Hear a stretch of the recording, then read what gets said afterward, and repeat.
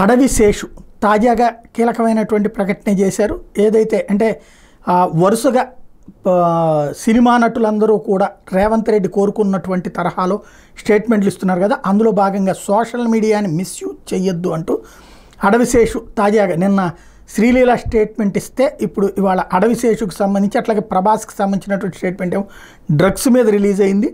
Social మీడియాని దుర్వినియోగం చేయొద్దు, సద్వినియోగం చేసుకుందాం అంటూ ఆయన ఒక వీడియో పోస్ట్ చేసుకొచ్చారు. నేను అడవి శేష్ ఏమవుతుందిలే అని ఒక అమ్మాయి పోస్ట్ కింద మనం బ్యాడ్ కామెంట్స్ పెడితే వాటిని చదివి వాళ్ళు చాలా డిస్టర్బ్ అవుతారు.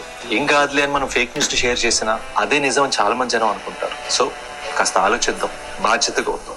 ఫేక్ న్యూస్ షేర్ చేయొద్దు, బ్యాడ్ కామెంట్స్ పెట్టద్దు, పోస్ట్ నో ఈవిల్. ఇది మంచి స్టేట్మెంటే. ఇది ఇప్పుడు సినిమా యాక్టర్ల ద్వారా తీసుకురావాలని అనుకున్నటువంటి కార్యక్రమాన్ని కంటిన్యూ చేస్తున్నారు.